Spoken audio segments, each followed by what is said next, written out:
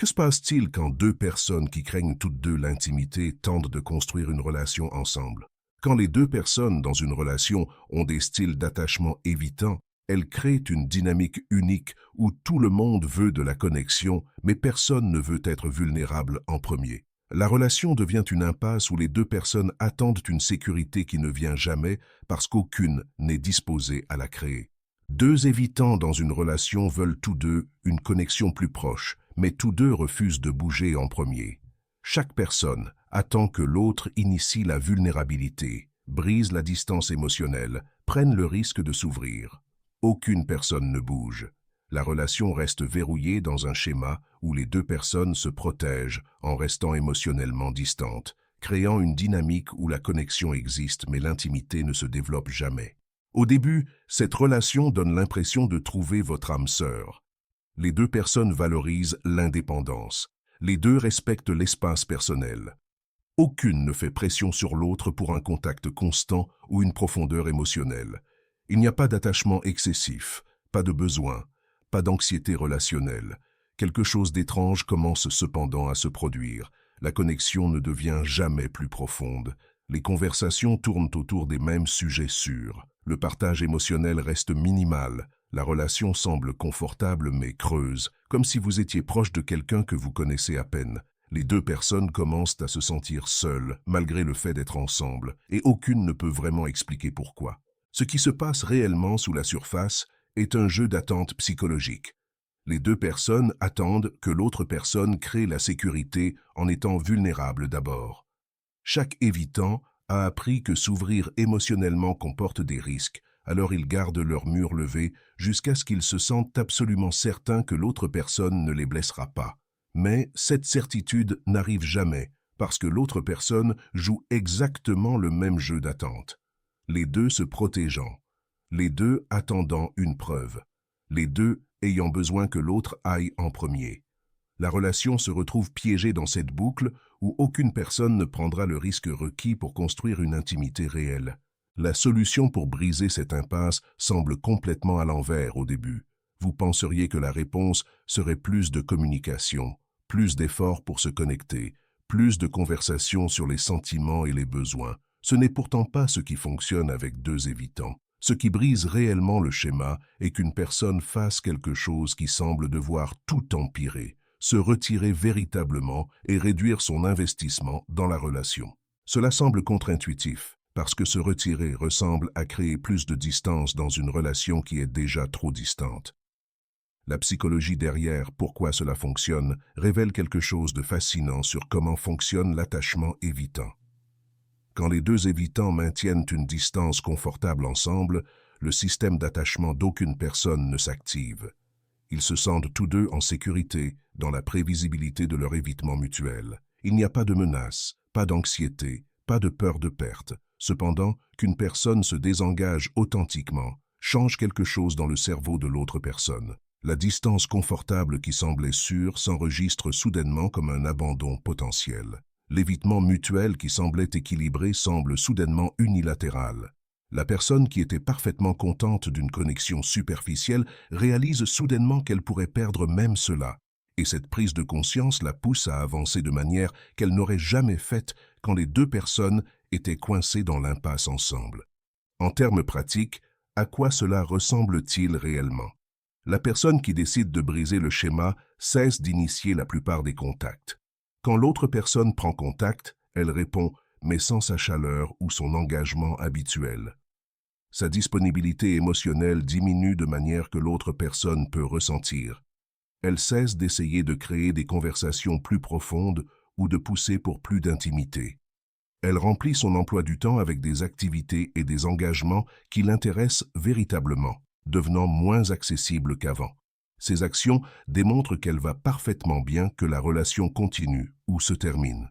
Son humeur reste stable, indépendamment de combien d'attention ou d'efforts l'autre personne donne. L'authenticité devient la pièce critique ici. Si quelqu'un performe le désengagement tout en obsédant secrètement sur la réaction de l'autre personne, cette inauthenticité transparaît de manière subtile. L'autre évitant capte la manipulation et ses défenses se renforcent plutôt que son attachement ne s'active. Le retrait véritable vient d'une réévaluation honnête de savoir si cette relation répond réellement à vos besoins. Il vient de reconnaître que rester dans une connexion bloquée au niveau superficiel indéfiniment vous laisse vous sentir vide.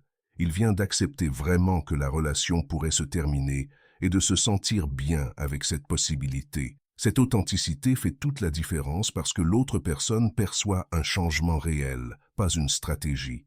Un changement commence à se produire quand une personne se retire véritablement. L'évitant, qui était confortable avec l'impasse, expérimente quelque chose de peu familier. L'anxiété à propos de la relation commence à s'infiltrer. La sécurité qu'il ressentait de la distance mutuelle s'évapore. Il commence à questionner ce qui a changé et pourquoi. Il remarque que l'autre personne semble moins investie, moins disponible, moins intéressée à maintenir même la connexion minimale qu'ils avaient avant. Cette perturbation de leur schéma prévisible fait quelque chose d'important. Elle active leur système d'attachement. Notre système d'attachement est la partie de notre cerveau qui gère les liens émotionnels et nous motive à maintenir des relations importantes. Chez les évitants, cependant, ce système reste principalement dormant parce qu'ils ont appris à le supprimer comme moyen de se protéger de la déception et de la douleur. Tant que les deux personnes dans la relation maintiennent une distance confortable, le système d'attachement d'aucune personne n'a de raison de s'activer. Tout semble sécurisé dans sa prévisibilité. Quand une personne perturbe ce schéma par un désengagement réel, le cerveau de l'autre personne enregistre soudainement que quelque chose de précieux pourrait disparaître. Leur indépendance confortable se transforme en solitude. Leur préférence pour l'espace commence à ressembler à du rejet.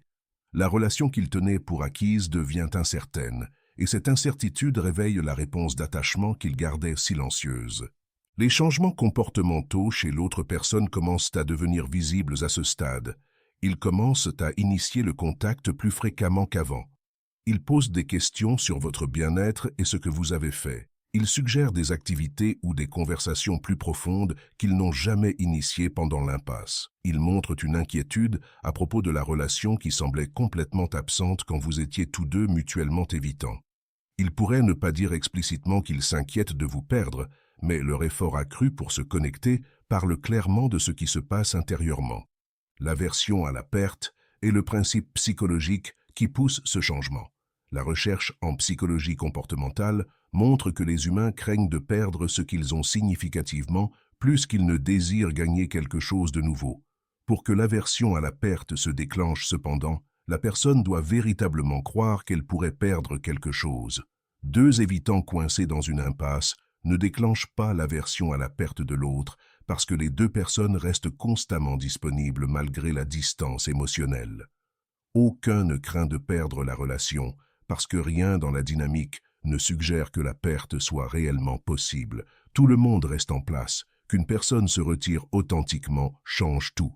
En démontrant par des changements soutenus de comportement qu'elle redirige son énergie émotionnelle ailleurs, l'aversion à la perte de l'autre personne s'active finalement. Elle reconnaît qu'elle pourrait réellement perdre cette personne et cette reconnaissance la motive à se manifester différemment qu'elle ne l'a jamais fait pendant l'impasse. Les erreurs critiques peuvent détruire tout ce processus avant qu'il n'ait la chance de fonctionner. Briser votre nouveau schéma trop tôt devient l'erreur la plus dommageable. Quelqu'un se retire pendant une courte période, voit l'autre évitant prendre contact ou montrer un intérêt accru et retourne immédiatement à son comportement précédent. Cela envoie un message clair à l'autre personne. Rien n'a fondamentalement changé. La distance était temporaire, pas un changement véritable dans la façon dont vous vous rapportez à la relation. La brève période d'engagement accru de l'autre évitant est récompensée, son système d'attachement se calme à nouveau et il retourne à sa distance confortable. L'impasse se réinitialise, souvent plus solidement retranchée qu'avant parce que maintenant l'autre personne a la preuve que la relation continuera indépendamment de son manque d'effort. Expliquer vos actions crée un autre problème significatif. Quand quelqu'un dit à l'autre évitant qu'il se retire, ou explique pourquoi il a besoin d'espace, ou annonce qu'il réévalue si la relation fonctionne pour lui, l'impact psychologique disparaît. Le système d'attachement de l'autre personne ne s'active qu'en réponse à une perte véritable perçue, pas en réponse à quelqu'un annonçant qu'il essaie de créer cette perception. Les mots sur la distance ne porte pas le même poids que la distance comportementale réelle. Expliquer transforme un changement organique en une stratégie déclarée, et le cerveau de l'autre, évitant, le catégorise immédiatement comme manipulation ou comme ultimatum. Les deux déclenchent des réponses défensives plutôt qu'une activation d'attachement. Les tactiques de manipulation sapent tout, parce que les évitants peuvent sentir l'inauthenticité même quand ils ne peuvent pas articuler ce qui semble faux. Si votre retrait n'est pas enraciné dans une autoréflexion véritable et une évaluation honnête de vos besoins, la performance transparaît dans votre comportement. Les évitants ont souvent un radar hautement sensible pour la manipulation parce qu'ils ont fréquemment utilisé des stratégies similaires eux-mêmes. Ils reconnaissent quand quelqu'un crée de la distance stratégiquement versus quand quelqu'un redirige son investissement émotionnel authentiquement. En détectant la manipulation, ils ne répondent pas avec une peur de perte. Ils répondent avec une justification pour leur propre distance, utilisant votre comportement comme preuve que les jeux émotionnels font partie des relations, ce qui renforce leur évitement plutôt que de le défier. L'espoir secret de réconciliation pendant que vous vous retirez crée un conflit interne qui se manifeste dans vos actions. Vous pourriez réduire le contact tout en vérifiant compulsivement s'ils ont pris contact. Vous pourriez construire votre propre vie tout en le faisant pour qu'ils vous veuillent en retour. Vous pourriez prétendre l'indifférence pendant que votre énergie crie l'investissement. Cet état divisé se communique par des micro-comportements que l'autre personne capte inconsciemment. La version la plus puissante du retrait vient de faire véritablement la paix avec l'un ou l'autre résultat. Eux reconnaissant votre valeur et se manifestant, ou vous avançant sans eux. L'acceptation véritable des deux possibilités comme acceptable signifie que votre comportement porte une qualité différente. Il n'y a pas de besoin caché sous votre indépendance. Il n'y a pas d'agenda enterré dans votre désengagement. Il y a juste une redirection honnête d'énergie émotionnelle loin d'une relation qui ne répond pas à vos besoins. Deux réponses distinctes pourraient émerger de l'autre évitant, et les deux réponses vous donnent des informations cruciales sur la viabilité de la relation. Certains évitants, quand ils font face à une possibilité véritable de perte, se manifestent finalement. Ils commencent à poursuivre la relation avec un effort qu'ils n'ont jamais montré pendant l'impasse. Ils communiquent plus ouvertement sur leurs sentiments. Ils initient des projets et des conversations plus profondes. Ils démontrent, par des actions cohérentes dans le temps, qu'ils reconnaissent ce qu'ils risquent de perdre et qu'ils sont disposés à travailler différemment pour maintenir la connexion. Cette réponse se produit quand l'évitant a suffisamment de conscience de soi et de capacité émotionnelle pour utiliser leur peur de perte comme motivation pour examiner leur schéma et choisir différemment. Comprendre cette réponse nécessite de reconnaître que c'est juste le début, pas la solution. L'autre personne se manifestant quand elle craint de vous perdre montre que son système d'attachement peut s'activer, ce qui est nécessaire mais pas suffisant pour un changement durable. Le véritable test vient dans les semaines et mois suivants. Maintiennent-ils leur effort accru une fois qu'ils se sentent à nouveau en sécurité? Continuent-ils à se manifester émotionnellement même quand la menace de perte s'estompe? Travaillent-ils à comprendre et changer leur schéma évitant plus profond ou reviennent-ils à une distance confortable une fois qu'ils croient que vous restez? Beaucoup d'évitants poursuivront quand menacés de perte, mais reviennent graduellement à leur comportement évitant une fois qu'ils sentent que la relation est à nouveau sécurisée. Ils alternent entre anxiété de vous perdre et anxiété d'une intimité excessive, créant un schéma qui peut se répéter indéfiniment à moins qu'ils ne s'engagent à adresser leurs problèmes d'attachement fondamentaux. Le retrait supplémentaire devient l'autre réponse possible. D'autres évitants répondent à la menace de perte en augmentant leur distance encore davantage. L'anxiété déclenchée par l'abandon potentiel semble plus accablante que la solitude d'être seul. Ils se retirent plus profondément dans l'autosuffisance, se convainquant qu'ils n'ont jamais eu besoin de la connexion en premier lieu. Ils pourraient devenir presque froids dans leur détachement, comme si la relation n'avait jamais compté. Ils rationalisent leur évitement avec des récits sur l'indépendance étant plus saine que l'attachement, ou sur les relations nécessitant trop de compromis. Cette réponse indique que leur peur de l'intimité court plus profond que leur peur de perte. Quand un évitant choisit un retrait supplémentaire en réponse à votre désengagement véritable, il vous montre exactement comment il gère l'inconfort émotionnel. en le fuyant plutôt qu'en travaillant à travers. La clarté émerge des deux réponses sur qui est cette personne et de quoi elle est capable dans les relations. S'ils se manifestent avec un effort soutenu et démontrent une volonté d'examiner leur schéma évitant, vous arrivez à décider si leur comportement changé répond à vos besoins et si vous croyez que c'est durable à long terme. S'ils se retirent davantage ou montrent un changement temporaire qui revient rapidement aux anciens schémas, vous apprenez que votre retrait n'a pas déclenché suffisamment d'inquiétude pour motiver une croissance réelle. Cette information est douloureuse mais précieuse. Elle confirme qu'aucune quantité de comportement parfait de votre part n'aurait pu créer un résultat différent. Leur incapacité ou manque de volonté de se manifester différemment ne concerne pas votre valeur. Cela concerne leur relation avec la vulnérabilité et l'intimité elle-même. Quelque chose de crucial se révèle sur la relation des deux personnes avec la connexion à travers l'impasse entre deux évitants. Quand les deux personnes priorisent se protéger plutôt que construire l'intimité, quand les deux personnes ont besoin que l'autre aille en premier avant qu'elles ne risquent la vulnérabilité, quand les deux personnes restent plus à l'aise avec la solitude ensemble qu'avec le risque d'une connexion plus profonde, la relation ne peut pas se développer au-delà d'un certain point. Qu'une personne se retire ne répare pas l'évitement de l'autre personne. Cela crée simplement des conditions où l'autre personne doit décider si sa peur de perte est plus forte que sa peur d'intimité. Cette décision leur appartient entièrement. Votre rôle dans briser l'impasse ne concerne pas faire changer l'autre personne. L'évaluation honnête de savoir si une relation bloquée au niveau superficiel sert vos besoins émotionnels devient votre rôle réel, avec être disposé à rediriger votre énergie quand elle ne le fait pas. Que cette redirection motive l'autre personne à se manifester ou confirme qu'elle ne le fera pas devient moins important que le fait que vous avez cessé d'accepter une connexion qui vous laisse vous sentir vide. La reconnaissance vient que deux personnes étant mutuellement évitantes pourraient sembler confortables, mais confortable n'est pas la même chose que satisfaisant. La reconnaissance suit que d'attendre indéfiniment que l'autre personne crée la sécurité signifie que vous attendrez éternellement, parce qu'elle attend exactement la même chose de vous. Une personne doit cesser d'attendre et commencer à agir en alignement avec ses besoins réels pour briser l'impasse. Cela pourrait signifier se retirer pour voir si l'autre personne se manifeste. Cela pourrait signifier accepter qu'aucune personne ne peut donner ce que l'autre a besoin et choisir de terminer la relation. Cela pourrait signifier reconnaître que vous avez utilisé l'évitement mutuel pour vous cacher de vos propres peurs d'intimité et décider de travailler sur ces schémas indépendamment de ce que l'autre personne fait. Quel que soit le chemin que vous choisissez, cela commence avec une personne perturbant la distance confortable que les deux personnes ont maintenue.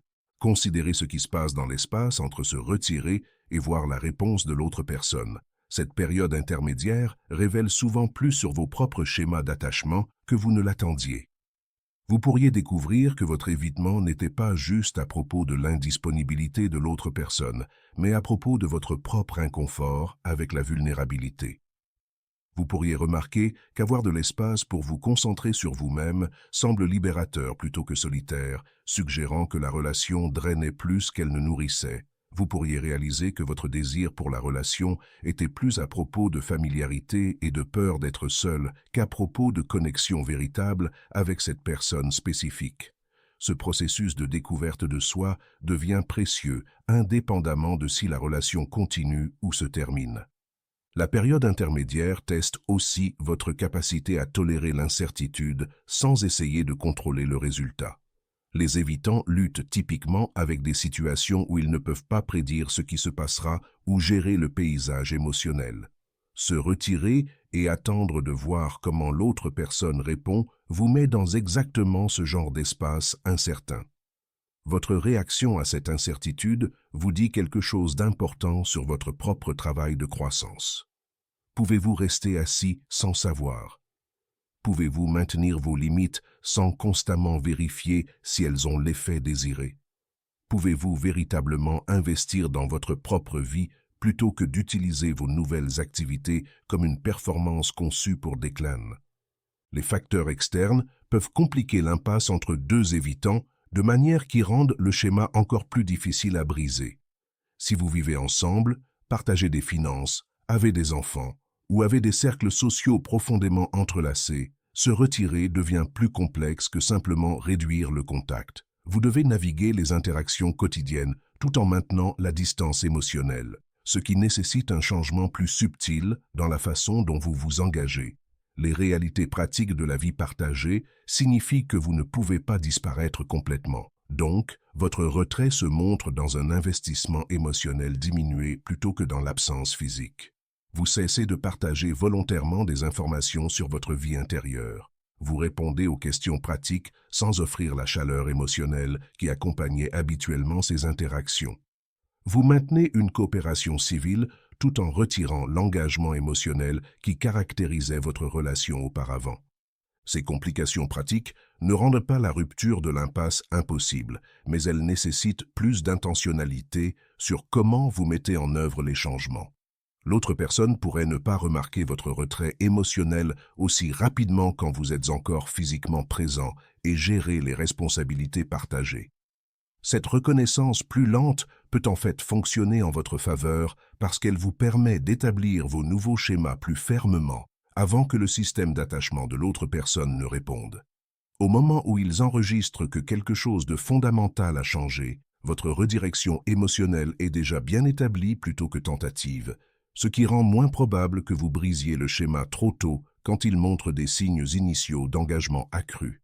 La réflexion sur si la relation a jamais été véritablement intime ou juste confortable devient nécessaire à un certain point dans ce processus.